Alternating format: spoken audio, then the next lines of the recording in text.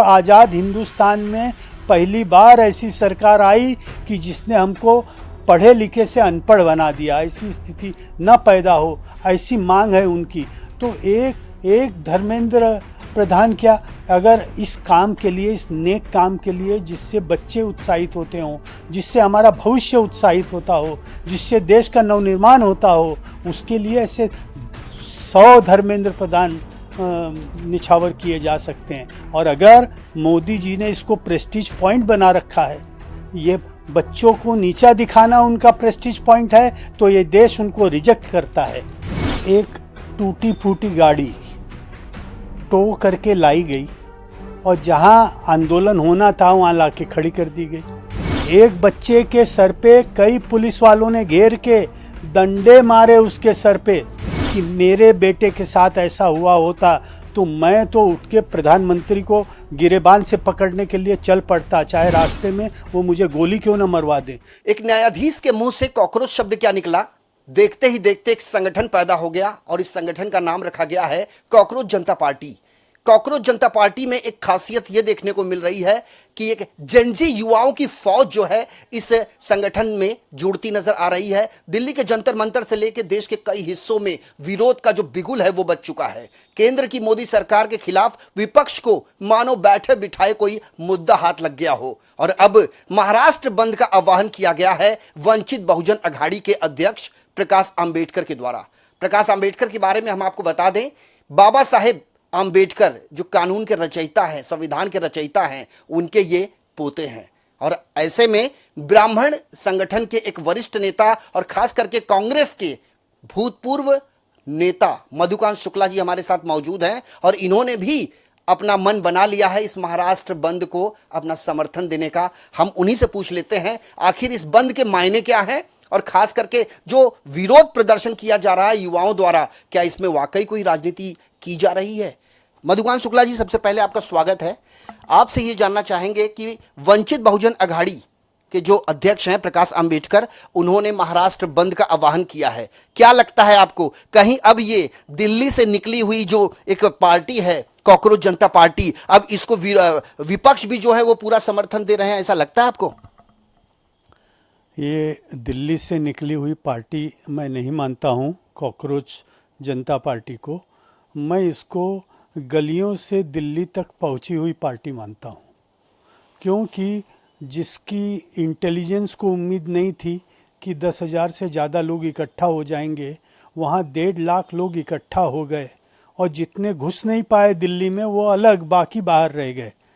तो ये एक नई क्रांति है। जब जब नई क्रांति आती है तब सारा शासन प्रशासन फेल हो जाता है और आज हमने देखा कि सारा शासन प्रशासन फेल हो गया। छात्र तो नाराज है ही, उनका रोज नीट का पेपर कभी लीक होता है, कभी कोई पेपर लीक होता है और सरकार उसको रोक नहीं पा रही है। बच्चे तंग आ गए, नौकरी के पीछे भागते भागते बस का किराया उनकी जेब में ख़त्म हो गया, ऐसी स्थिति आ गई। आपको रोकना चाहूँगा, आपने कहा नीट के जो पेपर थे वो लीक हुए और उसके बाद में ये तमाम जो चीज़ें हैं वो पैदा हुई, ऐसा आपका कहना है। लेकिन नीट का पेपर जब लीकेज हुआ तो उस पर जांच एजेंसियां जो है उन्होंने भी इन्वेस्टिगेशन किया, जो एक्यूज तबके के जो लोग थे उन्हें अरेस्ट भी किया गया है और अभी भी लगभग जाँच चली रही है।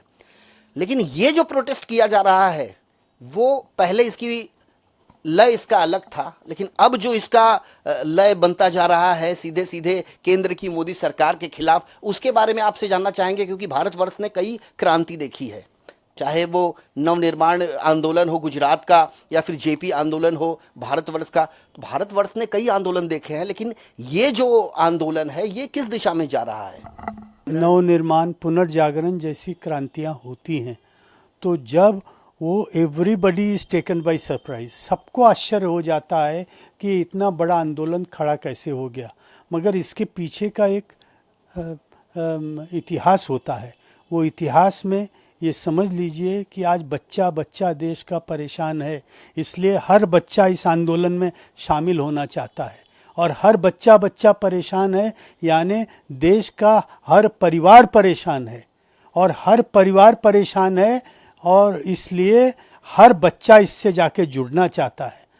और इसी को नव चेतना कहिए, नव क्रांति कहिए, पुनर्निर्माण कहिए, नए भारत का सपना कहिए, वो सब इसी में से निकलने वाला है। और इसी के मंथन से जो निकलेगा वही क्रांति होगी, और वही क्रांति हमारे आने वाली पीढ़ियों को रास्ता दिखाएगी, उनका एडजस्टमेंट करेगी, उनका उत्थान करेगी और उनको दिशा देगी। टीवी न्यूज़ चैनलों में, अखबारों में जो खबरें सुर्खियां बटोर रही हैं उसमें ये बताया गया कि दिल्ली की जंतर मंतर में जो युवा वर्ग प्रोटेस्ट कर रहे हैं उनके बीच में अनआइडेंटिफाई लोगों की भी उसमें शामिल हैं, और स्थिति को एकदम दूसरी दिशा की तरफ, लॉ एंड ऑर्डर जो है वो पूरी तरीके से बिगड़ गया है। अपने तमाम दर्शकों को हम बता दें, मुंबई पुलिस ने धारा 144 लगाई हुई है, जमावबंदी। 5 से अधिक लोग एक जगह पर इकट्ठा नहीं हो सकते। यदि वो इकट्ठा पाए गए तो उनके खिलाफ कानूनी कार्रवाई की जाएगी, ऐसा मुंबई पुलिस की ओर से भी आह्वान किया गया है। तो जो एक तरफ धारा 144 है, दूसरी तरफ अब महाराष्ट्र बंद का ऐलान किया जा रहा है। कितना सक्सेस हो पाएगा ये? उसी पे आ रहा था, प्रकाश आंबेडकर जी ने बहुत ही सोच समझकर एक फैसला लिया, और उस फैसले का हम सबको पुरजोर समर्थन करना चाहिए। क्यों कि पहली बात तो पुलिस ने कह दिया कि आपका 5 आदमी से ज़्यादा आप इकट्ठा नहीं हो सकते। जब इकट्ठा नहीं हो सकते तो 4 भी क्यों इकट्ठा हों? हमको, इस सरकार को ये बताना ज़रूरी है कि हम 2 भी नहीं इकट्ठा होंगे। कल ये दिखाना हमको ज़रूरी है, और उसके लिए उन्होंने ये ऐलान कर दिया कि हम सब एक हैं, पूरा देश आपके खिलाफ है। और जहाँ तक आपने इन छात्रों की बात की कि ये तो एक काम, सिर्फ एक चीज़ मांग रहे थे कि धर्मेंद्र प्रधान को हटाओ, शिक्षा की नीति को ठीक बनाओ, हमको पढ़ लिख जाने दो, हमको अनपढ़ मत रहने दो। ये ना हो कि हम अनपढ़, आज़ाद हिंदुस्तान में पहली बार ऐसी सरकार आई कि जिसने हमको पढ़े लिखे से अनपढ़ बना दिया। ऐसी स्थिति न पैदा हो, ऐसी मांग है उनकी। तो एक धर्मेंद्र प्रधान क्या, अगर इस काम के लिए, इस नेक काम के लिए, जिससे बच्चे उत्साहित होते हों, जिससे हमारा भविष्य उत्साहित होता हो, जिससे देश का नवनिर्माण होता हो, उसके लिए ऐसे 100 धर्मेंद्र प्रधान निछावर किए जा सकते हैं। और अगर मोदी जी ने इसको प्रेस्टीज पॉइंट बना रखा है, ये बच्चों को नीचा दिखाना उनका प्रेस्टीज पॉइंट है, तो ये देश उनको रिजेक्ट करता है। बच्चों को ऊपर नहीं उठने देना उनका इरादा है, तो ये देश इस बात को रिजेक्ट करता है। और देश ये बता रहा है कि अगर आपने इनको नहीं हटाया तो इनकी आवाज़, अगला स्टेप, सुगबुगाहट शुरू हो चुकी है कि मोदी इस्तीफा दें, और अगर नहीं हटाया तो अंततोगत्वा उनको इसके साथ, इस बहाव में बह के बाहर जाना पड़ेगा, ऐसा मुझे दिख रहा है। ये विपक्ष बार बार मोदी इस्तीफा दें, अमित शाह इस्तीफा दें, धर्मेंद्र प्रधान इस्तीफा दें, इस तरह की जो बातें विपक्ष आज कर रहा है, क्या आपको नहीं लगता है कि विपक्ष अपनी बातों को सरकार के सामने रखने में असफल रहा है और अब एक संगठन के जरिए वो हावी होने की कोशिश कर रहा है? क्या नहीं लगता आपको? देखिए, मैं आपको कुछ वीडियोस अभी दिखाता हूँ। एक टूटी फूटी गाड़ी टो करके लाई गई, और जहाँ आंदोलन होना था वहाँ लाके खड़ी कर दी गई। पुलिस लेके आई, इसका वीडियो है, आप अभी मैं आपको दिखाता हूँ, देखिए। एक गाड़ी में भर के पत्थर आए और ढक के लाई गई। उन बच्चों ने उसको खोल के वीडियो बनवाया, पत्रकारों को दिखाया कि ये देखिए पत्थर यहाँ लाके इन्होंने रखा है, ये पत्थर, ये पुलिस वाले हमको मारने जा रहे हैं, इनको आदेश है कि हमको इस तरह मारो। एक बच्चे के सर पे कई पुलिस वालों ने घेर के डंडे मारे उसके सर पे, 1 2 3 4 5। उसका सर नहीं फूटा या क्या हुआ, वो कहाँ है मुझे पता नहीं, पर जो देखा, देखकर मेरे आंखों में आंसू आ गए कि मेरे बेटे के साथ ऐसा हुआ होता तो मैं तो उठ के प्रधानमंत्री को गिरेबान से पकड़ने के लिए चल पड़ता, चाहे रास्ते में वो मुझे गोली क्यों ना मरवा दे। ये दर्दनाक बातों को देखकर ऐसा लगता है कि इस क्रांति की आज आवश्यकता है, आज ज़रूरत है, और इसको हम सबको पुरजोर समर्थन देना चाहिए। इसलिए जो आंबेडकर जी ने किया है उसका मैं पूरा समर्थन करता हूं। कल की तारीख को पुलिस बंदोबस्त पे 144 के होगी, हर सड़क पे, हर गली पे, हर कोने पे, हर चौराहे पे, और वो अपने इस बंदूक को इन आए हुए बच्चों को अपना बच्चा समझ के, उनको चरणों पे फूल समझ के इसको डाल देगी कि तुम नव निर्माण के लिए चले हो, हम तुम्हारे साथ हैं, आओ बच्चों आगे बढ़ो, हम तुम्हारे साथ हैं। दादा, आपने कहा कि पुलिस से आप अपील करते हैं कि आप जो प्रदर्शनकारी जो छात्र होंगे या युवा होंगे उन पर लाठियां न बरसाए, पुलिस उनके चरणों में फूल अर्पित करे। आप मुझे एक बात बताइए, जब प्रॉपर्टी को नुकसान पहुंचाया जाएगा, गाड़ियों को क्षतिग्रस्त किया जाएगा, लॉ एंड ऑर्डर की स्थिति खराब होने लगेगी, तो अंततोगत्वा पुलिस के पास लाठीचार्ज के अलावा कोई दूसरा विकल्प भी नहीं होता। हर टीवी चैनल ने कल, गोदी मीडिया समेत हर टीवी चैनल ने ये बता दिया कि छात्रों ने कोई उपद्रव नहीं किया, जो किया सब पुलिस ने किया, और पुलिस अपनी नौकरी बजा रही थी, अपना कर्तव्य पालन कर रही थी, होम मिनिस्ट्री का जो आदेश आ रहा था उसका पालन कर रही थी। पहली बात, महात्मा गांधी के 3 बंदर, बुरा ना देखो, बुरा ना सुनो और बुरा ना करो। मोदी के 3 बंदर, बुरा करो, बुरा बोलो, बुरा करो, बुरा देखो, ये आपके वक्तव्य है, बुरा होने दो। ये आपके वक्तव्य है। नहीं, ये मैं बता रहा हूं कैसे। मोदी जी की सरकार गूंगी सरकार है। मोदी का कोई बयान है? नहीं है। ये पुलिस वालों ने कल ऐसा क्यों किया छात्रों के खिलाफ, इस पर अमित शाह का कोई बयान है? नहीं है। धर्मेंद्र प्रधान, मैं बातचीत के लिए तैयार हूं, ये मेहरबानी करेंगे पूरे देश पर बातचीत करके, इसलिए मंत्री बने। गूंगी, बहरी और लंगड़ी सरकार है ये 3 बंदर हैं, और इस सरकार का होना ना होना कोई मायने नहीं है, मगर पुलिस वालों के भी बच्चे हैं जो कल व्यवस्था में रहेंगे। कल कोई तरीके का अन्याय, अत्याचार या जाति किसी छात्र पर हुई तो ये उनको जमाना माफ नहीं करेगा। उनको ये सरकार कितने दिन की है मुझे नहीं पता, कब तक रहेगी आई डोंट नो, मगर जब कभी मेरे आप जैसे पत्रकारों से आग्रह है कि इनकी तस्वीरें वीडियो पर कैद कर ले, जो बच्चों के छाती में पैर रख रहे हैं, जो बच्चों के पेट में लात मार रहे हैं।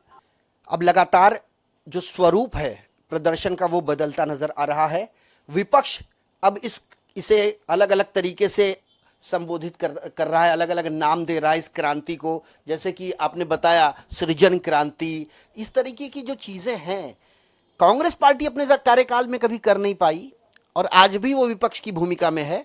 लेकिन जो भीड़ युवाओं की है, आप कह रहे हैं कि उन पर लाठियां भाजी जा रही है, और गोदी मीडिया भी आप बता रहे हैं, सारी मीडियाओं का उल्लेख कर रहे हैं। लेकिन आप मुझे ये बताइए कि ऐसे मोदी सरकार के 3 ऐसे काम बता दीजिए जिसके ऊपर कम से कम जो इस कार्यक्रम को देखने वाले दर्शक हैं उन्हें भी ये पता चल सके कि वाकई में ये जो प्रदर्शन है, विरोध प्रदर्शन है, वो जायज है। आपने कहा कि मैं 3 मुद्दे बता दूं। एक तो ये आंदोलन चल ही रहा है, आप देख रहे हैं। राम जन्मभूमि को आप देख रहे हैं कि चोरी, राम जन्मभूमि को, राम जी को भी माफ़ नहीं कर रहे ये लोग जिनके नाम पर सत्ता पर आए। और आप इथेनॉल ले लो, इतना बड़ा कांड हो गया। आपके ब्रिज बन रहे हैं, जो ब्रिज बनता है उद्घाटन के दूसरे दिन गिर जाता है। ये पहली बारिश में सब रास्ते खराब हुए जा रहे हैं। कौन सी चीज़ 1, 2, 3 नहीं, मैं 50 चीज़ गिना सकता हूँ। कौन सी चीज़ ऐसी अच्छी की है जो ये उनको बताना चाहिए कि हमने ये 3 काम अच्छे किए।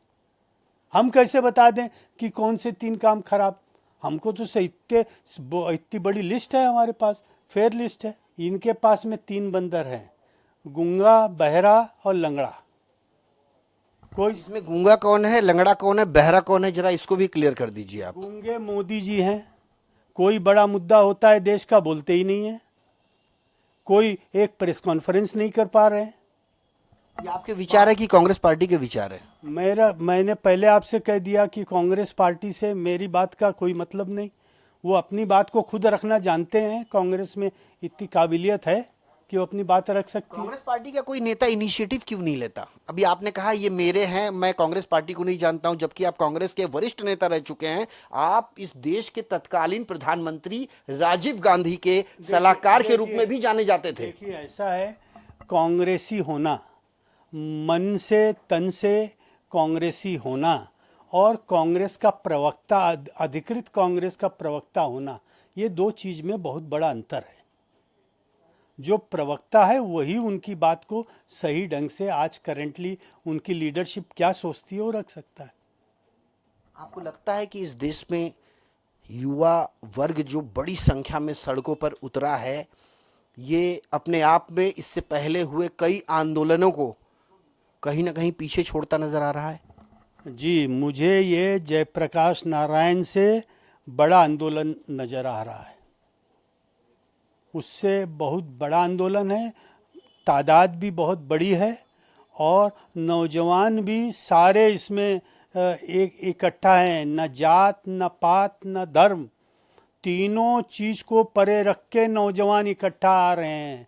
तो सोचिए कि ये नौजवान जो है वो किस तरह एकीकृत होकर देश के लिए अगर लग जाएंगे। ये देश की कितनी बड़ी ताकत है जिसको हम कुचल नहीं सकते और न कुचलने दे सकते हैं। कुचलने न देना ही मेरा संकल्प है। आप किस उम्र के बच्चे को युवा मानते हैं? किस उम्र तक के? मैं जवाब देता हूं आपका। कम से कम 18 से 25। 18 से 25, ये जितने पढ़ाई कर रहे होते हैं बच्चे, ग्रेजुएशन, पोस्ट ग्रेजुएशन और बाकी, ये 25 के नीचे ही होते हैं, इससे ऊपर के नहीं होते हैं। तो ये जो बात है वो कॉकरोच जनता पार्टी की ही बात आप कर रहे हैं आज के दिन। और ये छात्र जो हैं ये देश का भविष्य है। इनको बड़ी सहनशीलता के साथ, बड़ी सज्जनता के साथ डील करना चाहिए। इस प्रदर्शन में जो युवाओं को जोड़ा जा रहा है, मुंबई के अलग अलग कॉलेज का घेराव किया जा रहा है कि आखिर हमारे इस आंदोलन में आप सम्मिलित क्यों नहीं हो रहे हैं, क्या ये मान लिया जाए कि इस देश में युवाओं का कोई अब तारनहार नहीं रहा और सिर्फ एक ही पार्टी रह गई है, कॉकरोच जनता पार्टी, जो सारे युवाओं की नेतृत्व करती है? नहीं, तारन तो पूरा विपक्ष उनके समर्थन में खड़ा है। तारनहार जिसको होना चाहिए था, जो चुनी हुई सरकार है, उसको उसका तारनहार होना चाहिए, वो नहीं बन पा रही है। दिक्कत इतनी सी है। प्रकाश आंबेडकर के इस प्रदर्शन को कांग्रेस पार्टी किस तरीके से अपना समर्थन दे रही है? नहीं, कांग्रेस पार्टी किस तरह दे रही है तो कांग्रेस पार्टी के प्रवक्ता से आपको पूछना पड़ेगा। मैं अपना समर्थन दे रहा हूँ, पूर्ण समर्थन दे रहा हूँ, पूरी ताकत से खड़ा हूँ। और इन बच्चों के लिए अगर सर पे कफन बांधकर हर बाप को निकलना पड़े एक बार क्रांति के लिए, तो उसको सड़क पे निकल जाना चाहिए। कुछ दिन पहले देश में इथेनॉल का एक मुद्दा गरमाया था और वो भी कहीं ना कहीं से अब ठंडे बस्ते में जाता नजर आ रहा है। तो जब बड़े बड़े मुद्दे उठते हैं तो इस तरीके की चीजें एक पैदा की जाती है, क्या नहीं लगता आपको? देखिए, ईरान इराक का युद्ध जब शुरू हुआ तब सब लोगों ने बताया कि इससे कीमतें बहुत बढ़ जाएंगी। हमको अमेरिका जो तेल को रोकना चाहता है उसमें मददगार नहीं बनना चाहिए। मगर हमारी सरकार बन गई, किसी की नहीं सुना।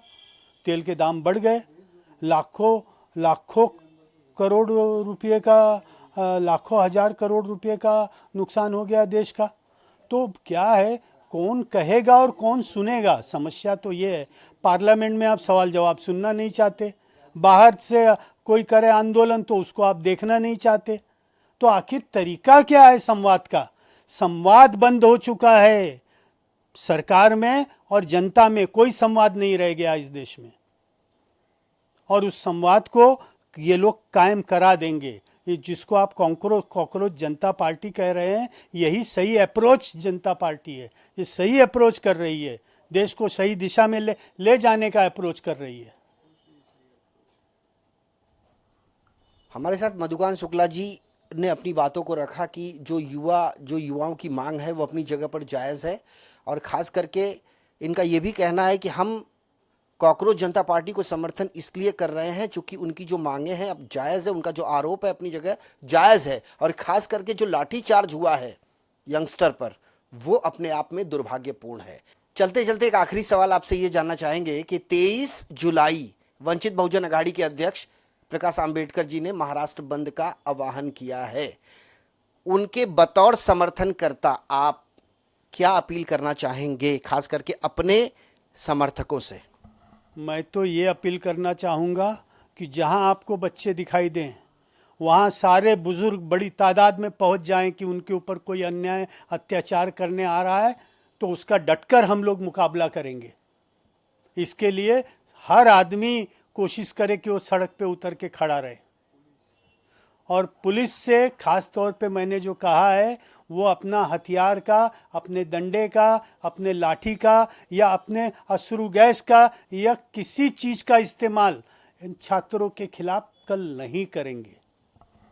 कुल मिला के विद्रोह का जो बिगुल इस पूरे देश में बजा है और उसकी जो अपनी अपनी विचारधारा लेकर लोग इसमें जुड़ते नजर आ रहे हैं, और सीधे सीधे केंद्र की मोदी सरकार को घेरने की पूरी कवायद की जा रही है, और ऐसे में विपक्ष के ही एक पार्ट एंड पार्सल कह सकते हैं वंचित बहुजन अघाड़ी को, जो कि महाराष्ट्र बंद का आह्वान करके अब वो सीधे सीधे सरकार को उन्होंने चुनौती दे दी है। पुलिस के सामने भी नाको चने चबाने जैसी स्थिति बनेगी, इसमें कोई दो राय नहीं है। ऐसे में 23 जुलाई को ये महाराष्ट्र बंद कितना सफल हो पाता है ये देखने वाली बात होगी। हमारी भी यही अपील होगी कि लोग अपना प्रदर्शन भले करें, लेकिन उसे शांतिपूर्ण तरीके से, ताकि लॉ एंड जो ऑर्डर है वो उसकी स्थिति बरकरार रह सके।